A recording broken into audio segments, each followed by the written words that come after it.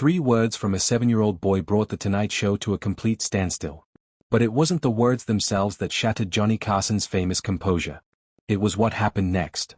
The way Dolly Parton's hands began trembling, the way her voice disappeared completely, and the secret this child had been carrying alone since the night his mother took her final breath. When those 3 words left little Samuel Mitchell's lips, Johnny Carson did something no one had ever witnessed in 30 years of television.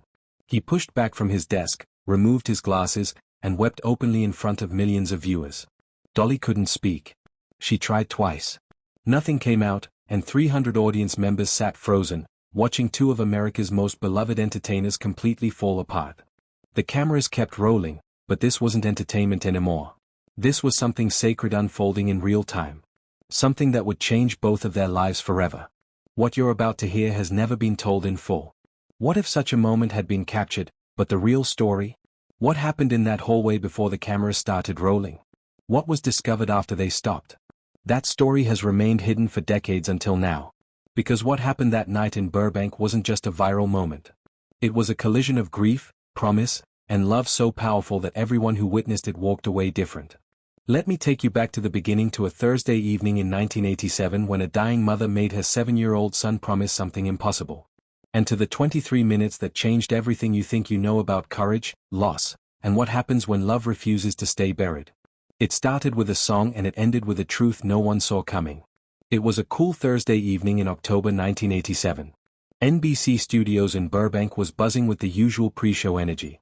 Johnny Carson was preparing for what everyone expected to be a routine episode of The Tonight Show. Dolly Parton was scheduled to appear that night to promote her new album and perform a song that had defined her childhood, Coat of Many Colors. The plan was simple. Some laughs, a story or 2 about growing up poor in Tennessee. Maybe a song, the kind of easy, warm television that made America fall in love with both of them. But Samuel Mitchell was never supposed to be there. The 7-year-old had arrived earlier that afternoon through the Children's Wish Foundation. His wish had been simple and heartbreaking. He wanted to meet Dolly Parton. Not for an autograph, not for a photograph, for a promise he intended to keep.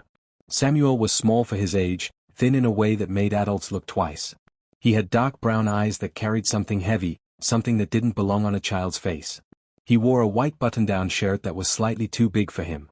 His mother had bought it for him 6 months earlier, back when she still believed she'd watch him grow into it.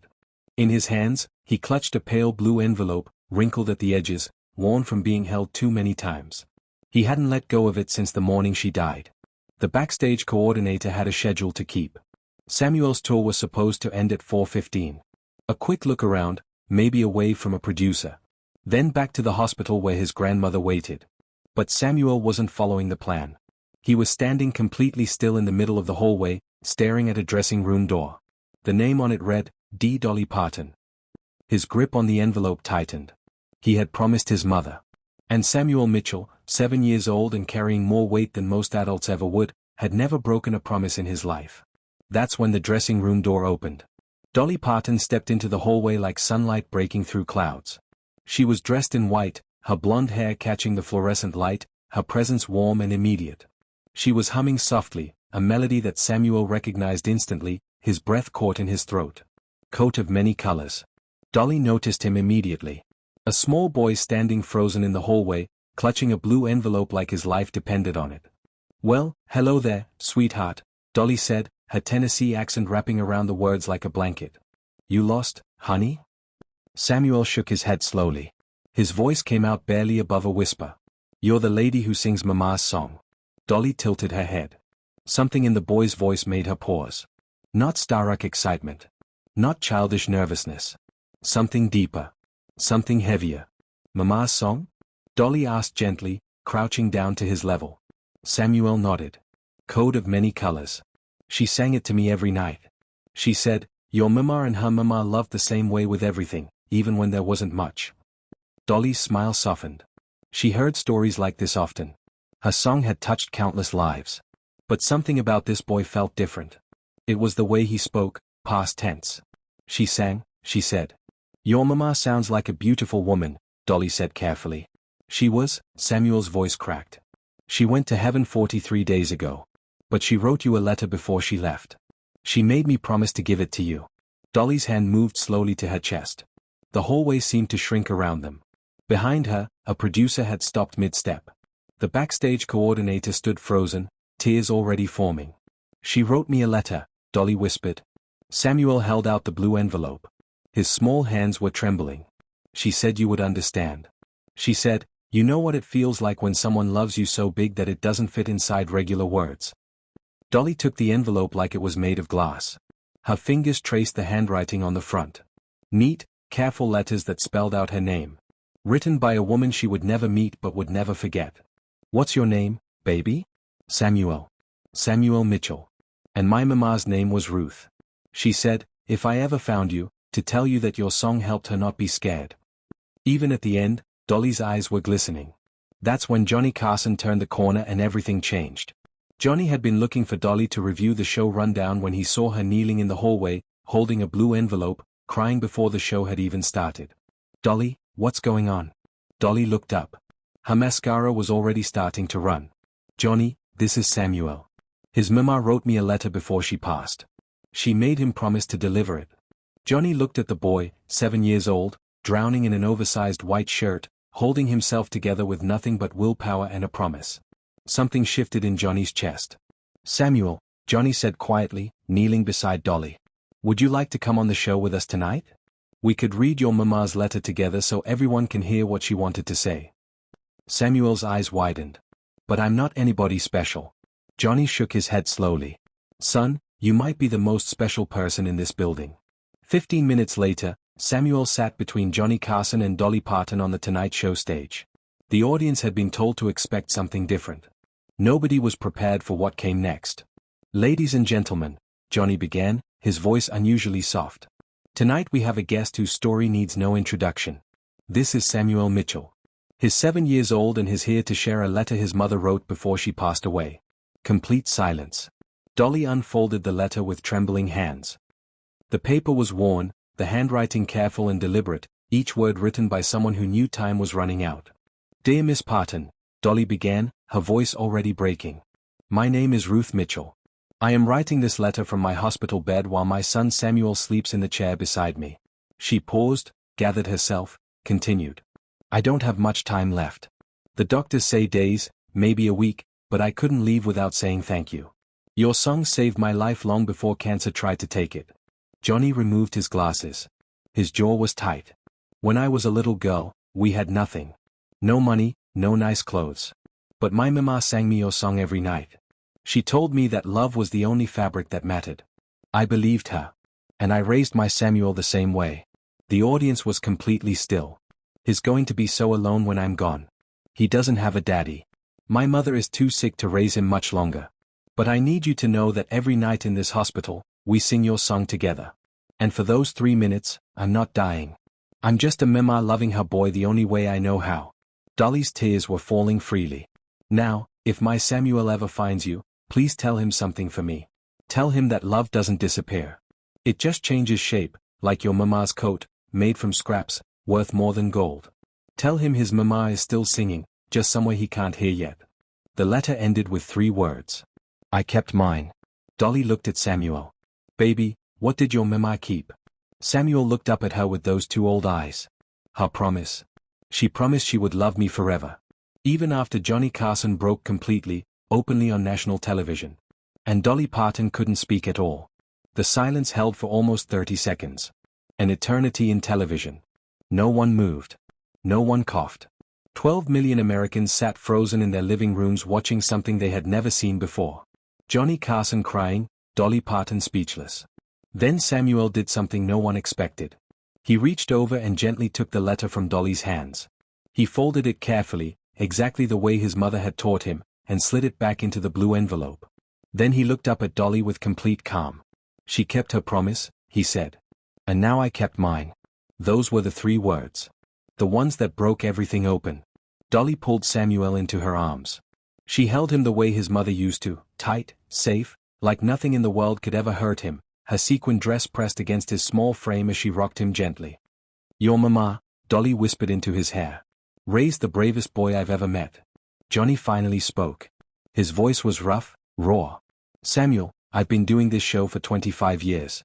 I've interviewed presidents, kings, the biggest stars in the world." He paused. I've never met anyone with more courage than you. Samuel looked confused. I'm not brave. I just didn't want to break my promise. Son, Johnny said quietly. That's exactly what brave means. Dolly pulled back and looked at Samuel's face, tear-streaked but peaceful. Sweetheart, do you know what I'd like to do right now? I'd like to sing your mama's song with you right here on this stage.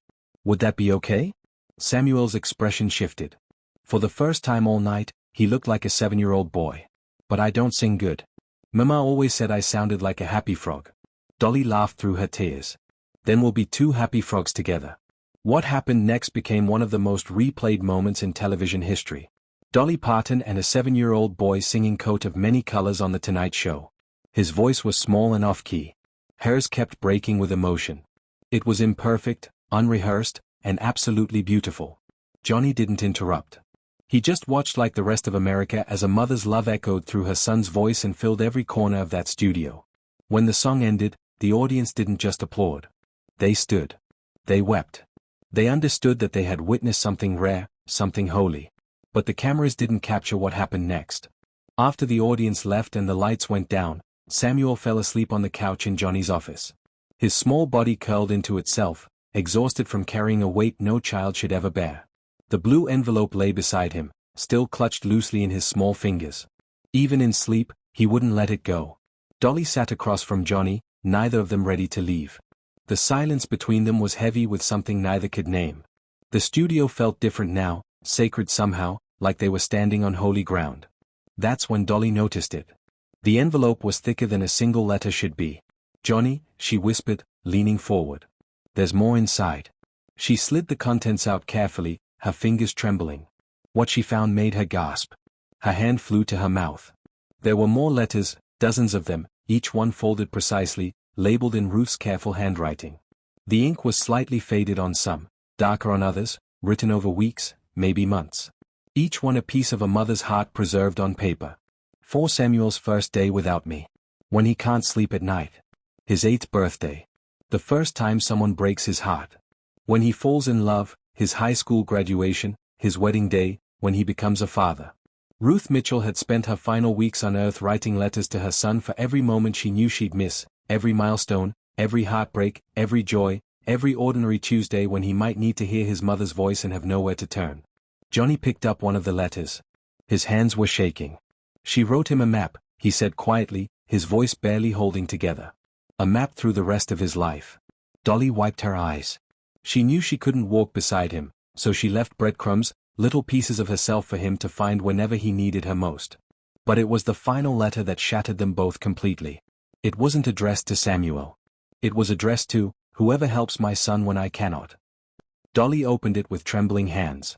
The paper smelled faintly of lavender. Ruth's handwriting was weaker here, written closer to the end. If you are reading this, Ruth had written, it means my boy found someone kind, someone who saw him and didn't look away.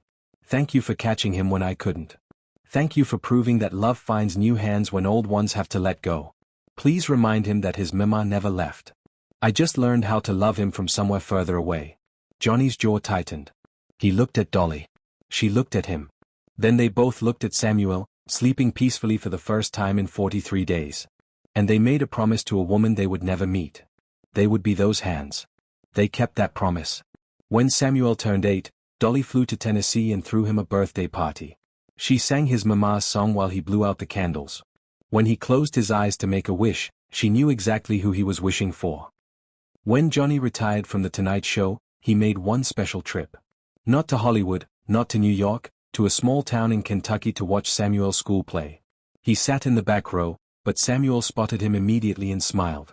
When Samuel graduated high school, a letter from his mother was waiting on his pillow. But so was Dolly, sitting in the front row, wearing sequins and tears. She never missed a milestone. Neither did Ruth. They just showed up in different ways. Samuel is 37 years old now. He has a daughter of his own, a little girl named Ruth. Every night he sings Coat of Many Colors while she falls asleep. The same song, the same love, passed down like the most precious inheritance anyone could leave. When people ask him about that night on The Tonight Show, he says the same thing he said when he was 7 years old, standing on that stage holding a blue envelope. She kept her promise. Ruth Mitchell never met Dolly Parton. She never saw Johnny Carson's tears. But through a letter, a song, and a 7-year-old boy brave enough to keep his word, she taught America something it would never forget. Love doesn't end when someone dies. It just changes shape. Like scraps of fabric sewn together by a mother's hands. Worthless to the world, priceless to the child who wears it. The coat was never about the colors. It was about the love that held them together. She kept her promise, and 43 days after saying goodbye, her son kept